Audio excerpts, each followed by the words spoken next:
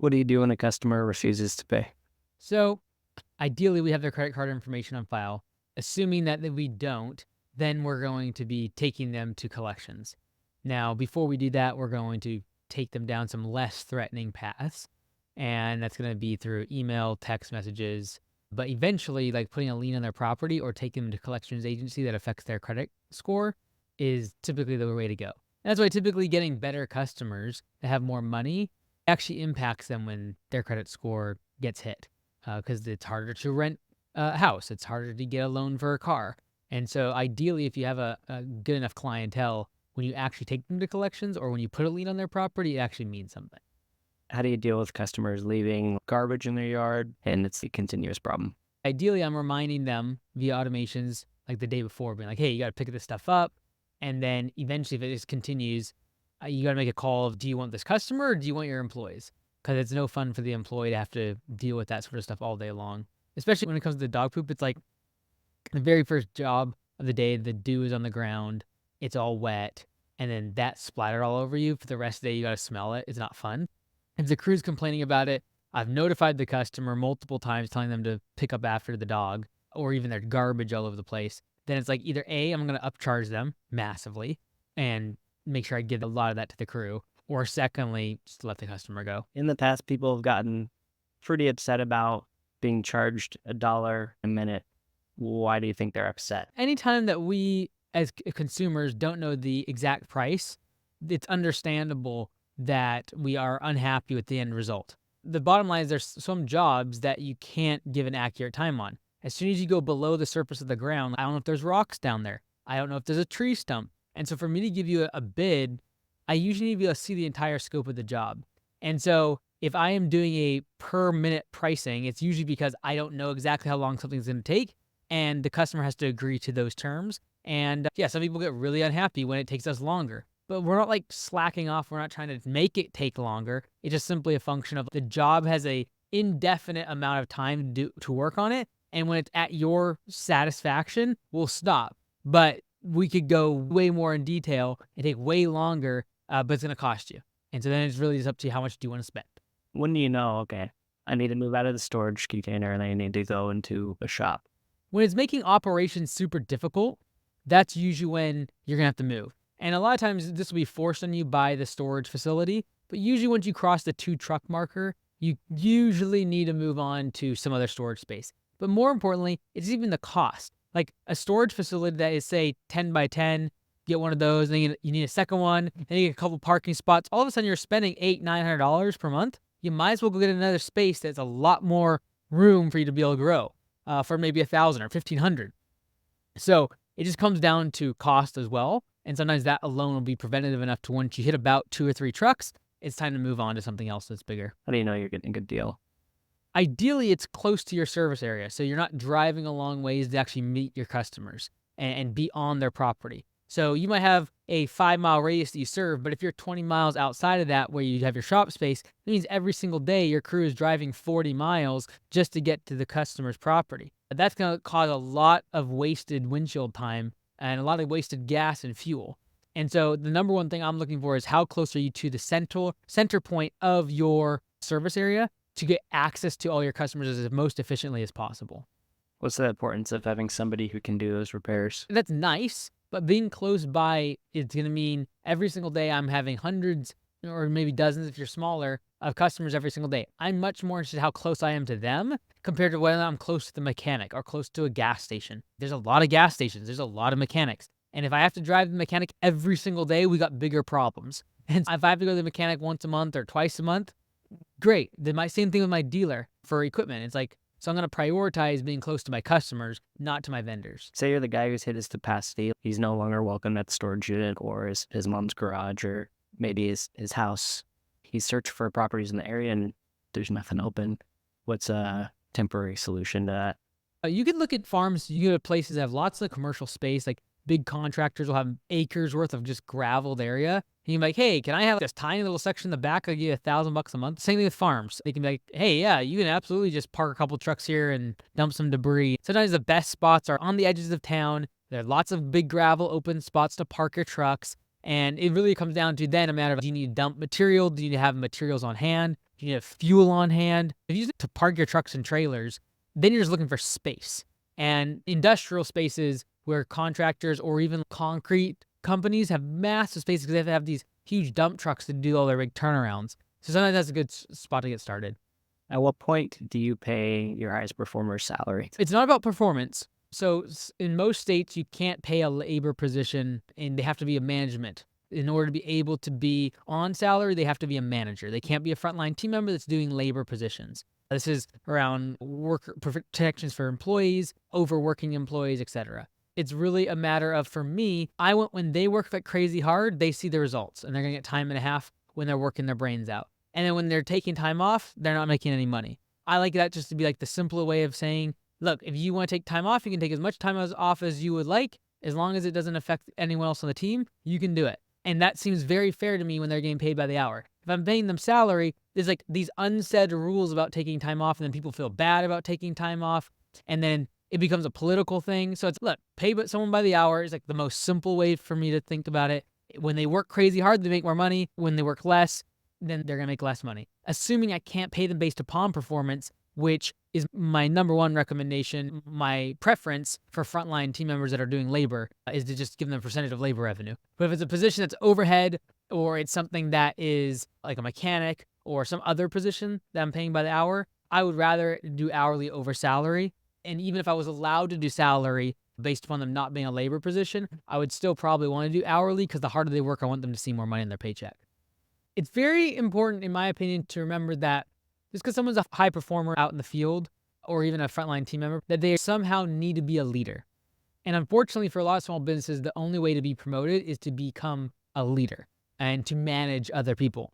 Unfortunately, this sometimes puts really good team members in bad spots in their career because the only way for you to actually appreciate them and give them more money and authority is to make them a manager. And a really good team member can become a really lousy manager.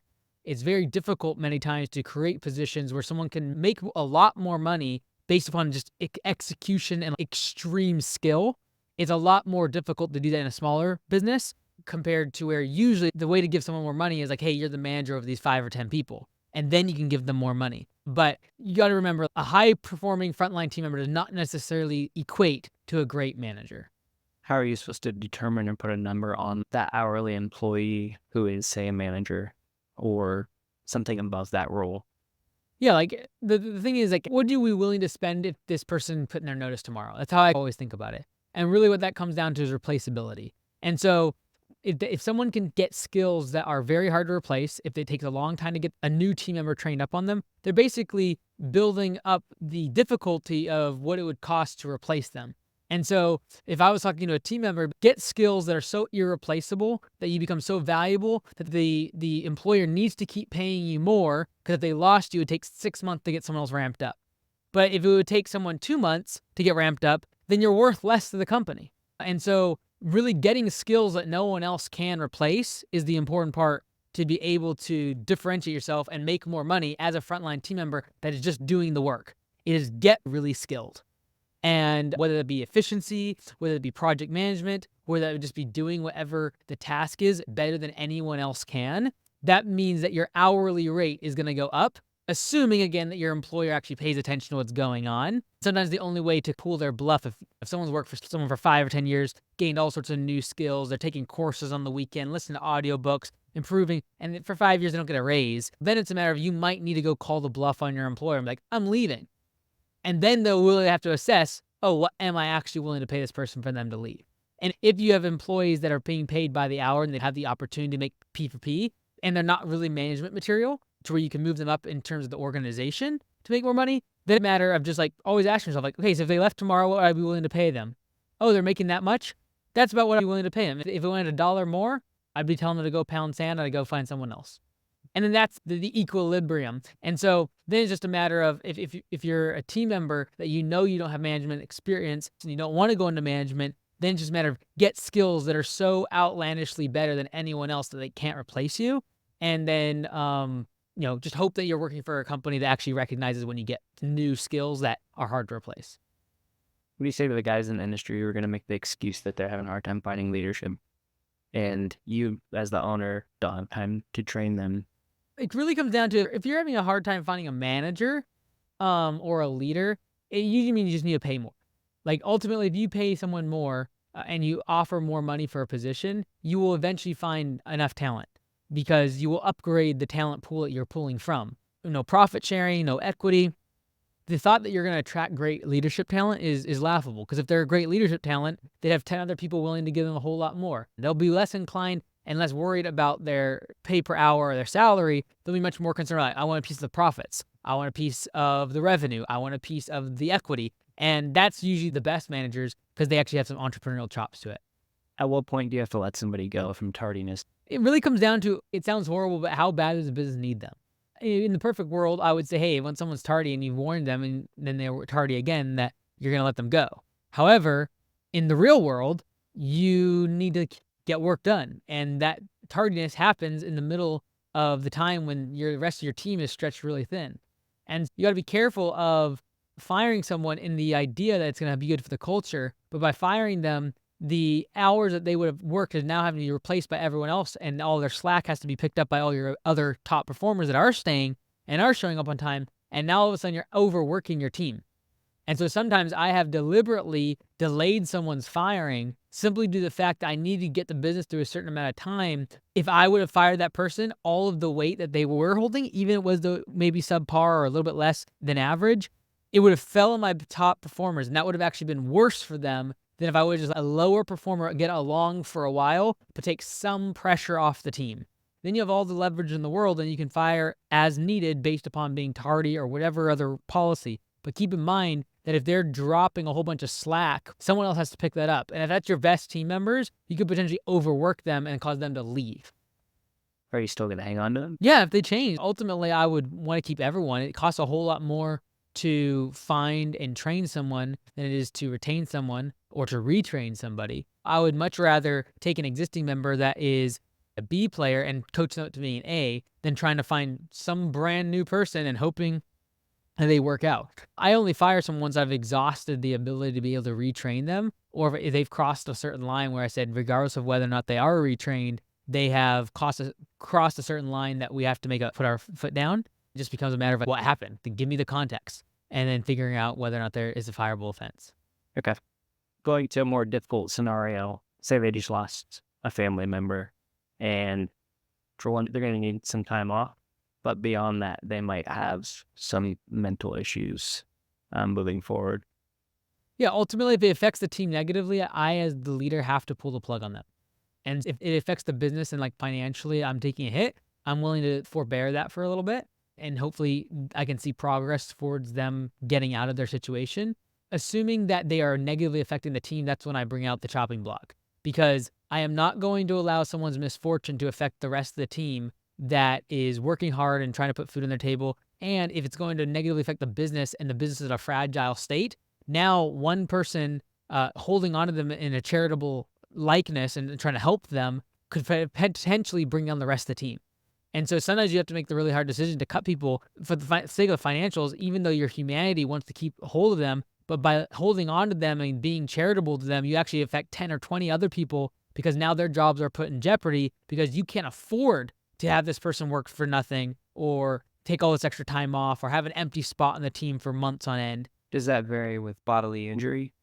Bodily injury is very different. If someone got hurt on the job, it's totally a different thing. You're going to be trying to give them easier work to come back when they can. They're going to get incentive from the state if they were hurt on the job, workers' compensation, things like that. I was going to touch on all points. Yeah, if someone's diagnosed with cancer, hopefully we have things like healthcare in place to be able to help them. Hopefully we can give them some sort of role that they can still provide for their family. Then it's just a matter of like, how long can we sustain that as the business? Because as much as I want to be able to just continually give people money infinitely, if it's going to affect the business as a whole, the whole team gets affected. Now all of a sudden I have to make hard decisions as a leader for the sake of the whole team. Not because I don't like this person, not because I don't think that it's unjust that they have cancer or that I wish I could do more for them, but if one team member's detriment is going to then cause pain for the entire team, I have to really take that into the calculus as to whether or not it is a viable thing for the business. And if the business doesn't do well, the whole rest of the team can be affected. And so that's very difficult because I want to be able to provide for other people. I want to be compassionate. If the business is not going to put in a bad spot, awesome, let's go. I would rather take the hit with that relationship, or even people judging me for not being as charitable if it's going to affect the entire team. And that's the number one thing that I, as someone who, if I was coming to a job for a paycheck, I would make sure that my leader is guarding my paycheck. And that means making hard decisions around team members that might not be contributing and are in really gray areas. I would want that job security. Yeah, for the individual who might be coming across that scenario and they're at the point where they have to let someone go, what's a good way to phrase that? I would, if you're trying to be compassionate about it, try to get them a position that they can potentially do. They can no longer work for the company. So then it's a matter of, can we transition them to some other career path or some other job that they can do? So for example, if we need them in the office, okay, they can't because they're on chemo, they're very weak. Okay, can we transition them to something inside the company that does not require them to be in the office? Maybe they take less money and is a lower position. Maybe they can't manage people, but can they take a position that is lower pay but allows flexibility and work from home? Then no, we don't have that. Okay, great. Can we train them up, get them in a little course online or something so they can go do another career and leave the company on good terms? And we can throw a celebratory leaving party for them. You've been asked this a lot of times. How do you retain employees in the wintertime? Yeah, like in a seasonal business, there's two things that you really have to do. Either A, you have to cut down on your supply of labor in order to be able to meet the fact that your demand has massively dropped. Or in order to be able to sustain the supply of labor and keep your team members on, is you're going to need increased demand. It's very basic. You either increase demand or you decrease supply. And the way to increase demand is creating services that you can still do during the winter. And so creating season-specific offers is something that's very important. Being able to have different services, have different offers that you can give to customers and sell is a way of increasing demand so that you can keep the supply of your laborers and still keep them busy.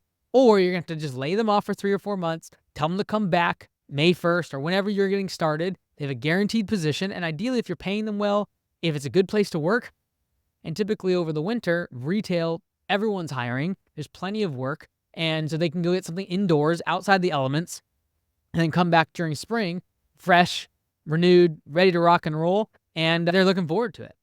Do you have any potential solutions for that? Yeah, so like at Augusta, our goal is to have 5 different tracks that people choose going into winter. And these 5 different tracks will be different types of specific services and specific offers that are used to increase demand.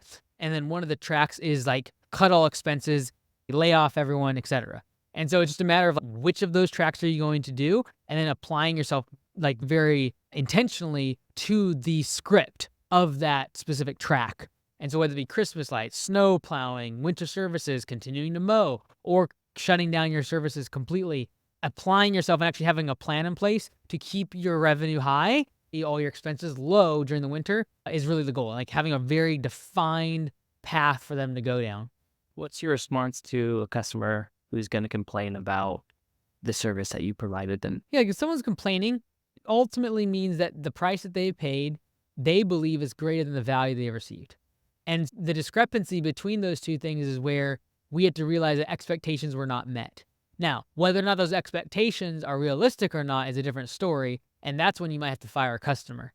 If their expectations are so out of this world, there's no way to please them, and regardless of what you do, the value that they perceive will never be greater than the price, and that's when I'm going to let them go. But if there's a way for me to be able to go back to a property or do something small to simply move that value equation where the value is higher than the price, that's when you get your best 5-star reviews. That's why so many people have stories when you go back to customer's property, fix the mistake, and they flip from being super mad to making a 5-star online review. And in doing that, you literally switch from the price being greater than value. Now the value is greater than the price, and then there's extra goodwill between the price and the value, and that's where you usually get a 5-star review. What is an efficiency score? Efficiency score is basically just tracking how efficient a team member is when it comes to their labor. And one easy way to do that is doing budget hours, or the amount of time that the crew was working, divided by their clocked hours. Say 6 budget hours completed work in a day, and they clocked in for 8 hours. That would be 6 divided by 8. That's 0.75 or 75% efficiency, which means 75% of their day was generating revenue. The other 25% was waste. That's drive time, load time, everything else besides creating more money. And if you're not producing revenue, it's waste. Anything above 70%, we're usually okay with. Above 90%, gold stars. Under 50%, the business will probably never make money. What are you going to use that How you would track it is using software, tracking how many budget hours were completed, divided by how many clocked hours that they were on the job, or like just clocked in general. And then in terms of using that, then you can create a leaderboard of your team of who is the most efficient team member and have some fun giveaways or competitions around being more efficient. And ultimately, the whole goal is for people to be more efficient, make more money themselves on pay for performance, make more money for the business, and most importantly, learn the art of looking for waste and extinguishing it in any process. So when they show up at a job, oh, there's 4 budget hours in this job. I think I get it done in 2 because I found a more efficient way of doing X, Y, and Z. That's a valuable skill that will allow any employee, if they're given the opportunity to think that way, when they move on to the next job, they'll make a lot more money because they'll actually go into systems and processes looking for waste and areas of opportunity to make it more efficient. When an employee has a low efficiency score, what's that expectation or like the learning curve? Like, Then it's just a matter of what's your performance improvement plan, right? If someone's underperforming, what sort of notice do you give them? Do you give them a written up report or a PIP, performance improvement plan? Hey, by this time, you must have these certain skills up to this certain level of efficiency. And if not, you're out and they have to be cut from the team. does anyone ever threaten to sue you? Yeah, I get lawsuits either because of the franchisees. I usually get put on anything that they get. I get threatened probably every week.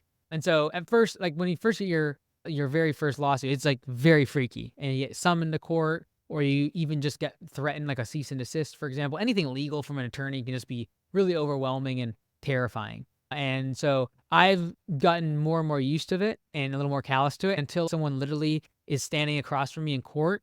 I usually don't really pay a lot of attention because most of the time it never gets there. And so me spending a whole bunch of time being super concerned about it usually doesn't do any good. And so after so many times, you just get numb to it. And then you have to just also realize that you should only really be getting in trouble if you did something wrong. So as long as you just don't do things that are stupid and you're trying to do it's good for everyone else, yes, you'll slip up occasionally, and yes, you'll be put in bad situations occasionally where a truck gets damaged or you get in an accident or something like that, and then you get a lawsuit. But most really bad lawsuits are the ones where you did something wrong and you're trying to hide something from it.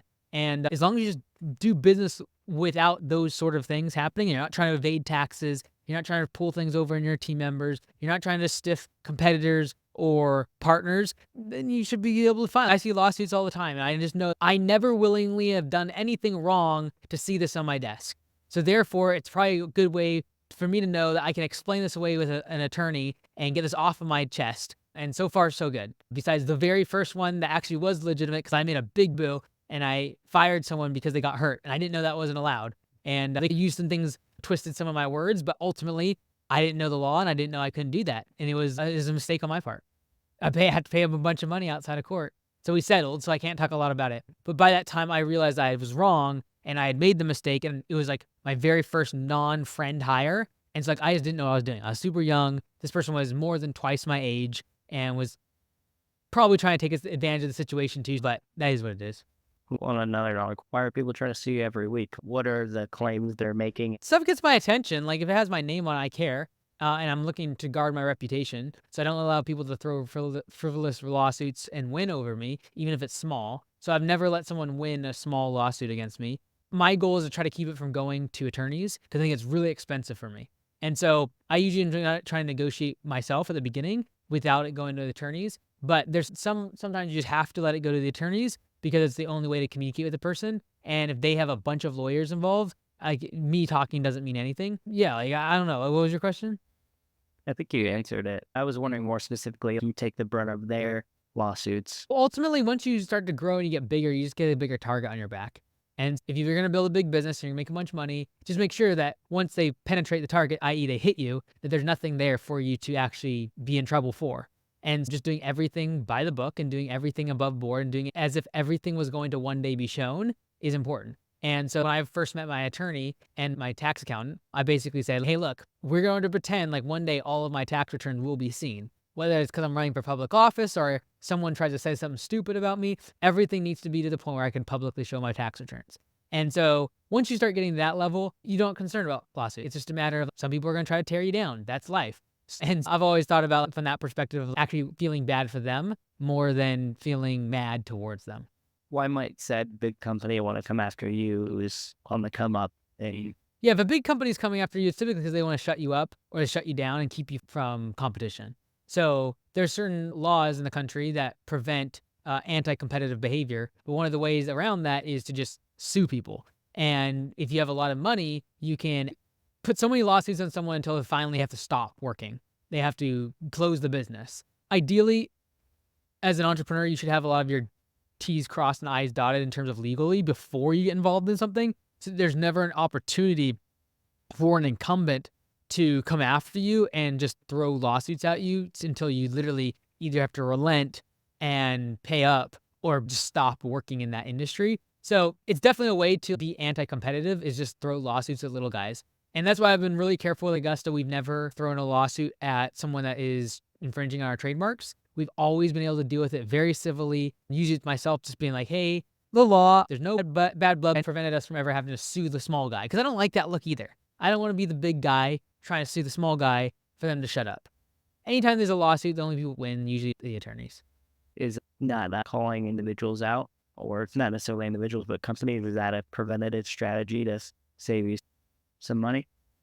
Not calling them by name. You gotta be careful if you're gonna damage people's reputation or damage brands.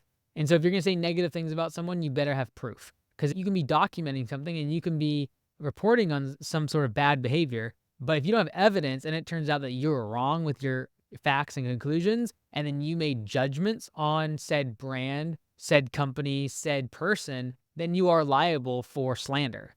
And so that's where you want to be careful. And that's, again, just it goes back to, would you want people to say negative things about you with incomplete data? Probably not. So unless you have really good data, don't say anything negative about people.